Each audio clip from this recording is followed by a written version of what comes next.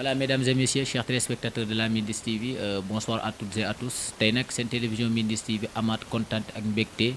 ñëwaati seen biir émission Mindiss nay leer Mindiss nay leer nag nekk émission boo xamante ne dan ngeen ko am saa su nekk ci seen télévision Mindiss TV mais mu togoon ay jamono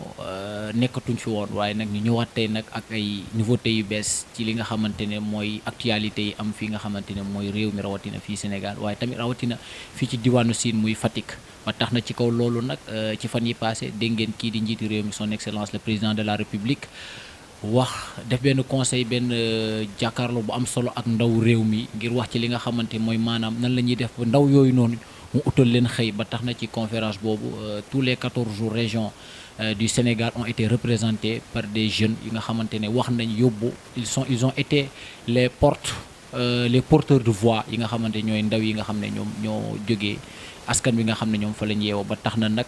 fii ci Sine ka fa teewaloon ndaw Sine moom wax na li nga xamante ne moom la askanu jeune Sine yi soxla muy jeune région waa Fatick ba tax na nag ñu tey nag seen télévision Mindiss bi ngir wax ci loolu ñu ànd ceeg koo xamante ne c'est un cadre il est connu c'est un gars un monsieur renommé ici dans la région de Fatick à travers ses exploits à travers son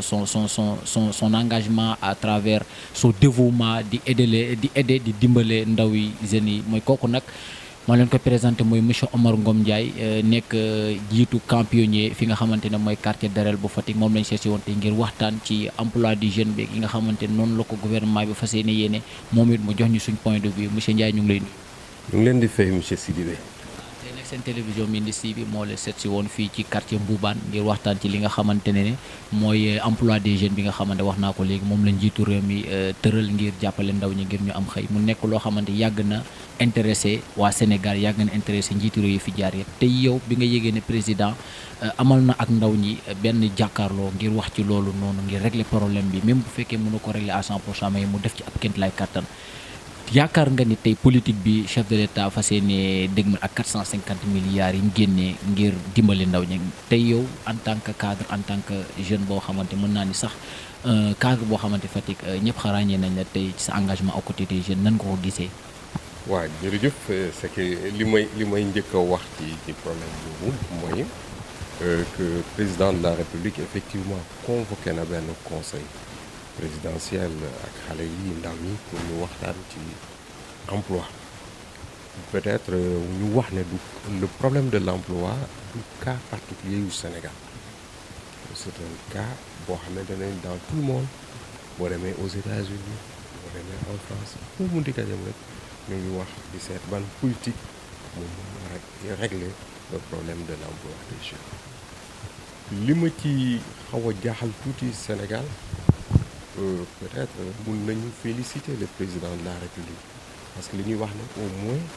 il a osé prendre le taureau par les cornes pour engager wu ci biir politique boobu la politique de l'emploi des jeunes donc sur ce plan mun nañu féliciter le président de la République waaye nag loo gis dafa am contexte ci ban contexte le président de la République jiwee pour convoquer le conseil présidentiel contexte bu nga xamante ne dafa xaw a doy waar foofu la suñu inquiétude rek le contexte soulèvement populaire bi jàll le président mu convoqué conseil c'est comme si le problème de l'emploi moom moo waraloon soulèvement populaire donc contexte boobu laa mën a wax ne peut-être moom moo xaw a faussé aujourd'hui le débat sur le conseil présidentiel pour l'emploi des jeunes beneen aspect bi nga xam ne mun nañ koo wax ci conseil boobu mooy la représentativité de la population juvénile maanaam les jeunes ci seen ndaw ñi yëpp ci seen globalité ñan ñoo leen représenté parce que niveau boo jëlee dans la démographie du Sénégal mun nga wax ne la majeure partie des populations c'est jeunes ñaata jeunes ñoo fa nekkoon waaye donc boo gisee nga jël par exemple ñuy jox le chiffre ne la motuñu 500 400 par rapport à 77% de la population war nañu jaaxal est-ce que nekkul une jeunesse aussi politique moom moo fa nekkoon au lieu que mu nekk une jeunesse bi nga xamante ne moom moo toog pour le développement et pour à la recherche de l'emploi donc là mooy ay inquiétude yooyu nag mun na indi yeneen débat peut-être man du ma politicien mais am na analyse boo xamante ne moo may permettre ma ne la représentativité qui était là-bas par rapport à ce que le président de la République attend de nous. L'autre aspect bi nga xamante ne mun nañ ci débattre aussi mooy aujourd'hui 450 milliards du lu bees peut-être le chiffre mun nañu wax ne chiffre bi lu bees mais nekkul lu bees par rapport à la politique de l'emploi mun nañu wax depuis Léopold Sédar Senghor depuis pour ne pas dire ay ñoom Abdou Diouf Abdoulaye Wade amul président bu fi jaar te yëkkatiwul benn fonds def ko un fonds de soutien wala d'appui wala noo ko mën a tuddee pour l'emploi des jeunes l'exemple ay FONGIP ay yeneen ak yeneen AMPG je sais pas quoi ANAMP ou tout ça donc du nouveauté ci ñun mais ñu waxi ñu réussir wala réussiruñu yàlla rek am mais li nga xamante ne mooy ay questions yu ñuy poser parce que ñun aussi li ñu mën a wax mooy ñooñu lu tax ñu échoué parce que peut-être lourdeur administrative yi waraloon jeunes yi jóg di dem ci ñooñu moom moo leen ko posé.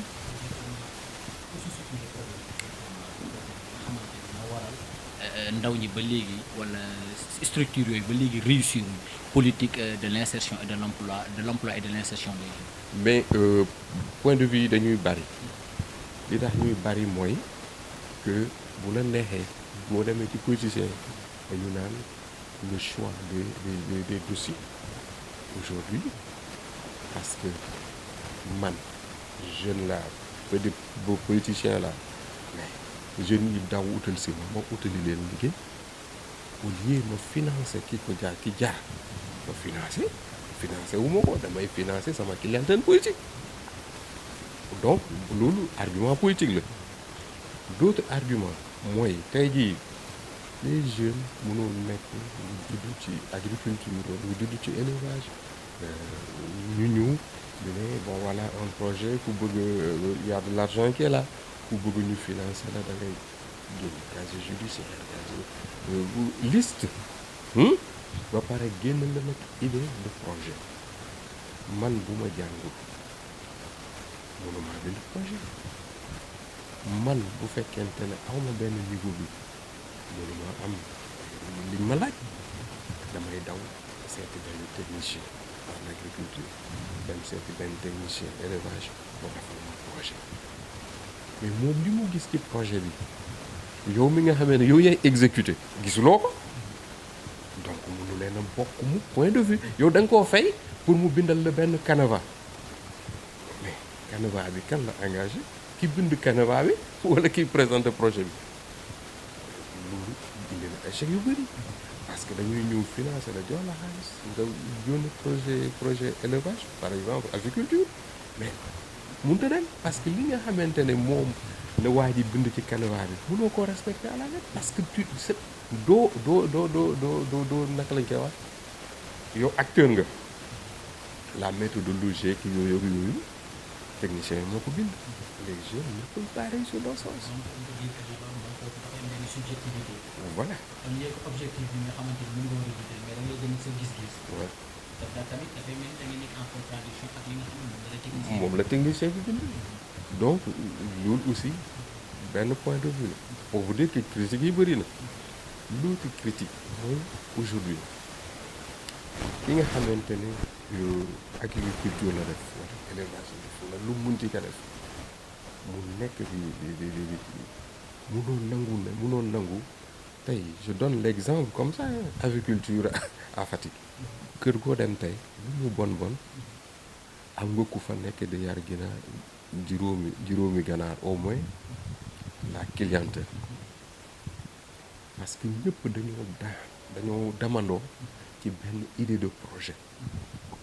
ñëppay def benn affaire benn activité boobu ñëpp di def nag mais bu lu ñëpp di def ñu ci jiitu rek ñoom ñooy réussir l'exemple boo demee tey jii dans le marché local de Fatick ay nit ñooy jóge Mbour ñooy jóge fële di indi seen ganaar bi ko jaay lu tax mënuñu ko jaay Mbour parce que le marché local de Mbour est saturé aujourd'hui le marché local de Fatick va être saturé parce que les éleveurs qui sont à Fatick mënuñu c'est-à-dire li ñuy mënuñu satisfaire du mënuñu satisfaire c'est-à-dire la client amul client sax amul client non c'est pas une question de pouvoir d'achat c'est une question que tout le monde le fait ñëpp lu ñu ku nekk yaa ngi donc la preuve dama li boy di wax opération Tabaski léegi à Fatick ngay gis koñ bu nekk ñu bâche takk fa ay xar tout le monde le fait donc la clientèle amul parce que tout le monde est commerçant donc là ça c'est des critiques beneen critique mooy mënoo jël koo xamante ne je donne un exemple ma tooñ sama boy bi Ibrahima caméraman nga xam ko muy profession caméraman lu muy liggéey c'est autour de l'image nga di ko financer un projet en agriculture c'est contradictoire paradoxal sax waaw loolu moom c'est vrai nga jël koo xamante ne agriculture la mos a def moom la xam moom la jàng mu présenter un dossier nga di ko financer un projet en informatique amul sens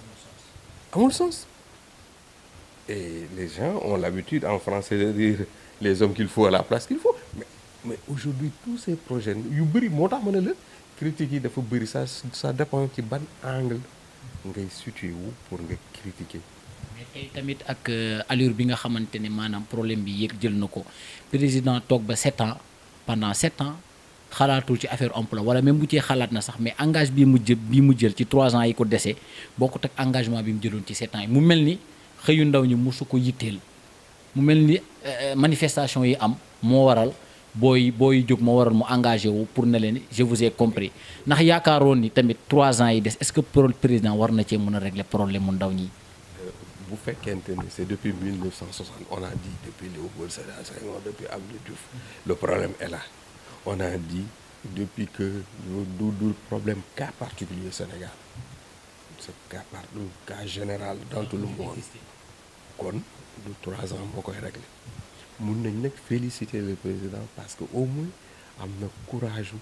toucher du doigt fi muy métti mais sama avis la du ma position du régler le problème parce que ni mu mun a régler le problème xam nga quand on parle de bu ñuy wax emploi au Sénégal wala feneen dañoo jiital dans tous les domaines dañoo jiital benn point de vue politique ma jox la exemple je félicite du critique du dara ku ñuy wax par exemple bu Diouf ñu ko bàyyi ki ne woon directeur ressources humaines xaw ma ministre de la santé waaw voilà excusez-moi je suis du critique sérieusement je félicite parce que au moins parce que nit boo ko utalee liggéey créer nga benn source de revenu dans une famille mais munoo wax ne au Sénégal on manque des infirmiers au Sénégal on manque des sages-femmes au Sénégal on manque dans le domaine de la santé lu bëri ñu manqué ko ba pare nga gëstu il y a des écoles de formation yuy former ay infirmiers ay sages-femmes ay ñoo xamante ni au moins lu mu bon am nañu yenn notion technique en la matière nga bàyyi leen fi ñu Fatick maire bi nekkoon marché wala jànq bi ne woon marché jaay la xam mooy li mu wax ni nga jël ko yóbbu ko est-ce que yóbbu ko dans le domaine bu sensible comme médecine est-ce que tu es venu pour régler le problème technique de la santé ou bien est-ce que tu es venu pour satisfaire ta clientèle politique du critique sérieusement je suis pas politicien mais là ki nga xamante ni bàyyi na njàng par exemple depuis yàgg na dem di jaay wala mu nekk tailleur wala mu nekk nga jël ko indi ko dans le domaine de la santé ban apport technique donc l'emploi le problème de l'emploi dafa bëri ay facettes. Aujourd'hui le président de la République a parlé de 450 milliards mais naka la koy defee dans le sens où ma touché waat beneen problème Wari entreprise privée Wari mooy yi ñu doon def transfert d'argent ñaata emploi la créé woon aujourd'hui Wari dee na lu ko rey et aujourd'hui ban structure nga gis muy employé bu doon employé comme Wari koñ boo demoon am nga au moins benn emploi ou bien ñaari emploi Wari yoo xamante ne dañ doon liggéey nga xam ne ñii ñu ngi liggéey beneen exemple yeneen société Sonacos par exemple je sais pas bëri na ay entreprises yu tëj pas ñu daanu sax mais ñu teg leen ay taxes yoo xamante ne mënatuñoo avancer ñu tëj boo demee par exemple les Sonacos les derniers chiffres je sais pas je donne comme ça un nom là où 1000 personnes travaillent boo demee tey 70 personnes nga fay fekk le problème de l'emploi nga ne da nga koy régler est-ce que ñi amul xëy ngay utal xëy est-ce que ñi ñu dàq ci seen liggéey ñoom ngay utal xëy est-ce que ñi nga xamante ne tey jii nii dañoo feebar te newoon ci entreprise ñoo ngay régler problème kon naka la ñuy régler le problème c'est pas que ñi amul xëy les jeunes la ñuy utal xëy problème bi dafa ëmb lu bëri. On a même entendu l'ancienne directrice du Conseil économique, social et environnemental, Madame Mimi Touré, parler même que ils font devoir régler le problème de ceux qui avaient un travail d'abord ñi nga xam ne ils sont des diplômés sans emploi wala ñi nga xam ne dañoo amul liggéey ñu dàq leen nañu régler problème boobu ba pare balaa ñu régler problème ñi nga xam ne mosuñu am xëy. Oui peut-être je suis d'accord avec elle dans la mesure où yow problème emploi ngay régler ki nga xamante ne am na âge yu liggéey te liggéeyul benn problème la mosta liggéey amul liggéey recherche d'emploi ki nga xam ne dafa doon liggéey ñu dàq ko wala entreprise am tëj ku gën a métti la ki nga xamante ni aussi peut-être situation bi mu nekkul lu ko gënal de situation yuy def que les jeunes parce que à chaque fois bu ñuy wax rek dañu naan conseil présidentiel pour l'emploi des jeunes mais est-ce que dans ce problème-là il y a que les jeunes voilà loolu yëpp mooy wane ne dans 3 ans c'est mon avis je suis pas politicien encore mais dans 3 ans je pense que ça peut-être xaw na tuuti en termes de délai pour régler ces problèmes. Pour la première partie comme on était exactement c'est-à-dire du contexte général mais du contexte particulier en prenant la région de Fatick tey Fatick yow nan nga yaakaar ni gouvernement bi bu ko doxalee war na mën a régler ndaw sa gis-gis daal war na mën a régler emploi des jeunes tey. xam nga le problème de mun nañ ko jël ci benn sens muy particulariser les régions. Région Fatick lan mooy particularité région Fatick peut-être mën nga wax agriculture parce que même aujourd'hui avec l'agriculture bu ñu waxantee dëgg le bassin arachidier s'est retiré de la région de Fatick l'élevage l'élevage suit l'agriculture waaw donc les métiers de l'élevage de l'agriculture waxuma ne mënut a jàll à la mais bu ñu deful nank d'ici 10-20 ans la région de Fatick fera plus partie de ces régions wala comme mun ma mel ni le Ferlo ou bien ça descend parce que le bassin arachidier mu ngi wàcc mu ngi dem ci suuf donc les métiers du sel on parle beaucoup de ça mais ñun exploiter lañ xam la production mais mënuñu maintenir la ressource de production géej gi day jeex parce que amul benn politique de régénération du fleuve. yàgg nañ wax ni nañ utaat bu fekkee mën nañ ko gasaat pour mu gën a yaatu pour xorom si ñu mën ki mais ñun c'est-à-dire que c'est comme si ñun ñooy béy xorom bi mais ba léegi ñun revenu yi nga xam ne mooy génnee ci xorom si ñun jëriñoowuñu ko. oui mooy li ma la wax ñun production la ñu xam mais est-ce que mun nañu def régénération parce que pour nga am production am fu muy njëkkee mais bu fi loolu nekkatul mënatoo am production beneen métier c'est-à-dire la mënoo gis le tourisme exemple les métiers yi nga xamante ne ñoom ñooy tourner autour du tourisme dans la région de Fatick les îles des Saloum le Foundiougne loolu yëpp complexe yu mag yoo xamante ne le développement touristique fii ak quelques années mun na nekk ñun Fatick ñun ñoo koy moom. tax nee nañ sax Fatick bokk na ci région yi nga xam ne patrimoine la bu nekk ci boor bu UNESCO de jël dogal ne Fatick bokk na ci patrimoine yi nga xamante ne moom la ñu war a gën a mun a surtout du point de vue écosystème bi ak environnement bi vraiment am na ay ressources yoo xamante war na yu bëri war nañ ko fee mën a tirer. kon bu ñuy wax toujours région Fatick nga di ko jël di ko classé ci agriculture élevage non la région de Fatick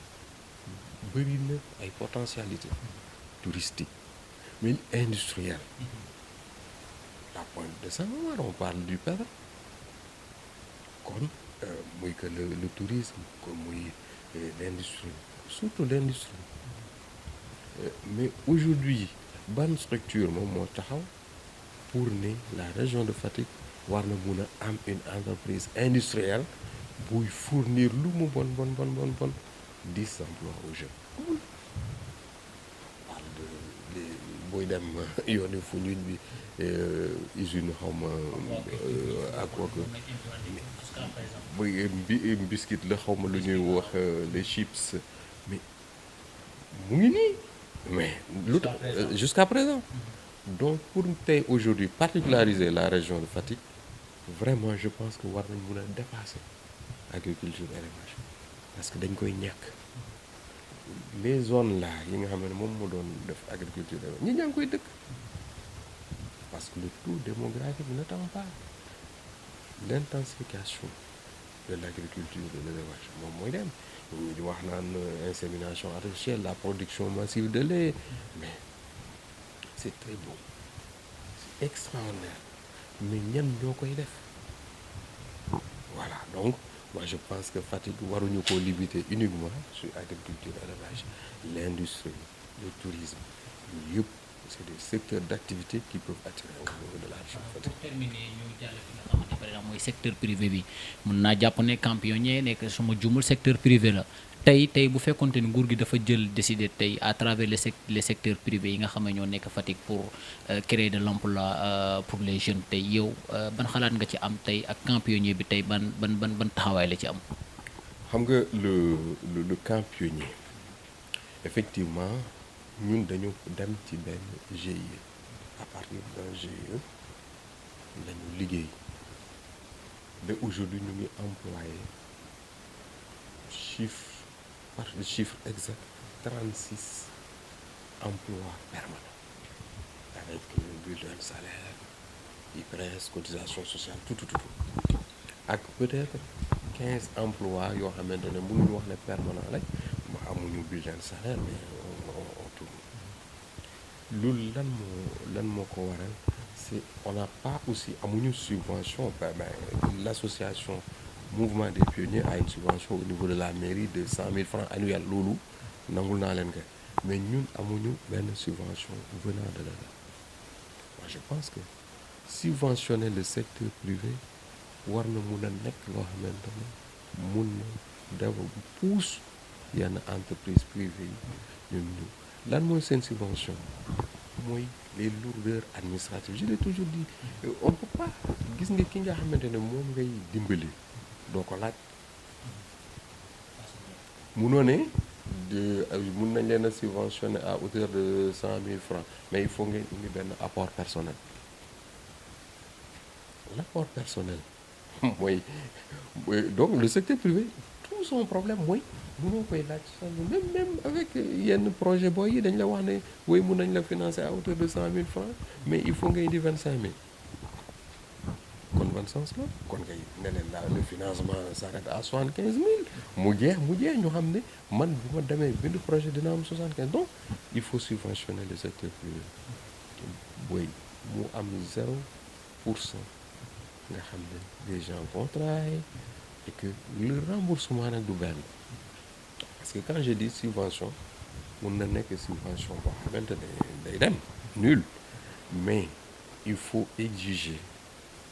vraiment des comptes c'est-à-dire boo subventionné nit doo ko jox xaalis na ko demal il faut mu am suivi évaluation tant que ñun ci suñu bopp commencé wuñu ko di def suivi évaluation les subventions ak yenn projet dañuy daanu loolu dans le secteur privé l'autre aspect mooy ban domaine par exemple au niveau camp des pionniers dañuy def vraiment politique à part liggéeyu mairie on construit des classes on construit on fait beau présentement ñu ngi construire 2 salles de classe benn bi école maternelle benn bi école élémentaire oui de installation solaire dans les villages di bënn ay teen peut-être liggéeyu mairie la mais fan la ñuy jëlee loolu mooy suñu coopération internationale et cette coopération internationale li ko kii mooy dañu le gouvernement moom war a yaatal ubbil nit ñi libérer le champ pour que nit ñi mun a oser investir dans certains domaines. Parce que jour conseil bi il y a même waa diaspora ki leen représenté wax ni ñoom dañuy am xaalis bëgg ñëw exactement di investir mais bu ñëwee gouvernement bi du leen yaatalal c'est comme si que ni boo xoolee par exemple am benn homme d'affaires bu dëkk Fatick ñëw tey Fatick bëgg a investir jaar ci mairie bi mais ay waa mairie tëj buntam exactement ku ñu bëri loolu la ñuy kaas. dañuy xalaat ne kii politicien tant que le débat s'arrête à la lutte politique duñu avancer te le secteur privé mun na bañ a nekk politique et moi j'ai fait de la politique je fus conseiller municipal sous Macky Sall sax man conseiller municipal laa wax mais aujourd'hui mënuma am benn point de vue boo xamante ne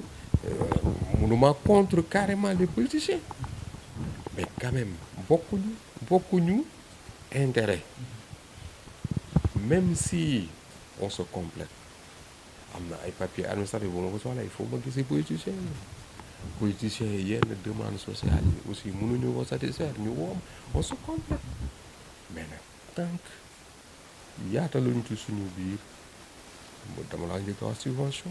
mais aussi ñu ubbi les frontières bu mu waxee frontière nag newul Sénégal Mali Sénégal France non c'est-à-dire les politiciens ñu xam ne tout le monde n'est pas politicien le travailleur c'est le travailleur le politicien c'est je dis pas que le politicien n'est pas travailleur mais le politicien politique lay def moo xam nu mu koy defee mais bu ñu ni waykat boobu doon wax nañ yaatal géew gi quoi bu ko defee les gens mu avancé parce que gis nga clientèle politique dafa yàq lu bëri li tax mu yàq lu bëri je donne comme ça vraiment encore une fois je n'ai rien contre la mairie sama yoon nekku ci ñu am ay employés yoo xamante ni mairie moo leen di fay comme chauffeur comme mécanicien comme électricien comme ana ñooñu à manœuvre ana ñooñu da ngay dem mairie Fatick ñu jox la liste des emplois ñii ñooy employé mairie Fatick mais munoo doo dox nga daje ñoom ci biir dëkk yi l'autre aspect da ngay ñoom dañuy ñëw toog par exemple di naan ataaya ci escalier mairie problème am mënuñu ko régler donc quel est le problème c'est la clientèle politique bu fekkonte ne ni koo xamante ni yoonam nekkul ci politique nga liggéey dañ lay fay da ngay liggéeyoo dañ lay libérer loolu muy dëgg l'autre aspect mooy cumul de fonction mënuñoo nekk ci biir Sénégal mu am ñoo xam ne ba ñu juróo bi léegi amuñu liggéey yow nga nekk fi am ñetti emploi yoo xam ne ñu ngi la koy fay est-ce que mun nga satisfaire ñett yooyu yëpp on parle du problème d'emploi au Sénégal problème yi dañu am bari sëñ. ça c'est vrai léegi nag pour terminer rek le mot de la fin pour ñu boucler émission bi. bon ñu wax rek ne ñu di leen di gërëm di leen sant peut-être c'est la première fois aussi que je m'exprime sur des questions yoo xamante parce que moi depuis que ma bàyyi def politique ci la bàyyi je suis de l'école du parti socialiste voilà génne voilà jànge oui mais ba ma bàyyi la mais nag le développement c'est autre chose le développement on peut dire la politique c'est partout